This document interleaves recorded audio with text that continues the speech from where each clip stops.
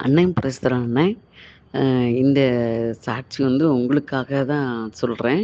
அன்னைக்கு நீங்க அந்த மிட்நைட் ப்ரேயர் வச்சது வந்து எல்லாருக்கும் ஆசீர்வாதமா இருந்தது அப்படி சொன்னாங்க. சில பேரெல்லாம் வந்து, "ஐயோ! இந்த ப்ரேயர் வந்தது எங்களுக்கு இது கிடைக்கணுமே! எங்களுக்கு ஒரு பாக்கியமா இருந்தது." அப்படின்னு சொன்னாங்க. எல்லாரோடையும் அந்த வார்த்தைகள் பேசினது சொன்னாங்க. அடுத்து அந்த சாங்ஸு அவ்வளவு நல்லா இருந்தது. அப்படி தேவ பிரசன்னம் அப்படி இருந்தது. நல்லா இருந்தது அப்படின்னாங்க. எங்க அக்கா ரேவதி அக்காவும் அப்படி அவங்க தான் சொன்னாங்க. "மேரி ரொம்ப நல்லா இருந்தது மேரி. அவன் பாடுன பாட்டு, அவங்க ஏறெடுத்த அந்த ஜெபம், அடுத்து வந்து மெசேஜ் நல்லா இருந்ததுனாங்க." அவங்க மாத்திரம் இல்ல, வந்த ஒவ்வொருத்தரோடையும் ஆண்டவர் உங்கள வைத்து பேசியிருக்கிறாரு. அதில ஒரு பிள்ளைலாம் சொல்றா, "ஐயோ! ஐயாவோட ஆண்டவர் இருக்கிறாரு. அ எவ்வளவு தெள்ளம் தெளிவுமா எங்க காரியங்கள பேசினாரு." அப்படின்ட்டு அந்த அந்த கல்யாணம் ஆகாத அந்த 2 பிள்ளைகள ஒரு பிள்ளை சொன்னா.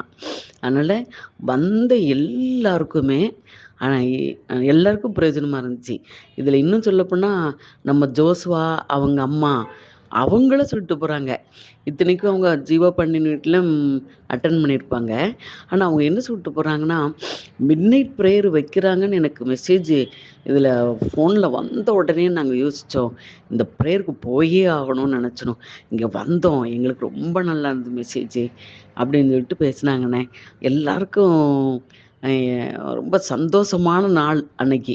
எல்லாரும் அப்படி பண்ணாங்க. எங்களுக்கு அத விட ரொம்ப சந்தோஷண்ணே.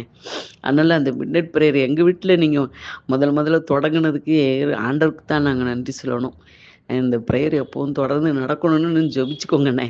ஆண்டவர் இன்னும் உங்கள வல்லமையா பயன்படுத்துவாரு. எல்லாருக்கும் உங்கள பிடிச்சிருச்சு. அ அண்ணன் சாலமோன் அண்ணன் பாடுன பாட்டெல்லாம் அப்படி மெய்மறந்து தான் இருந்தது அந்த பாட்டு.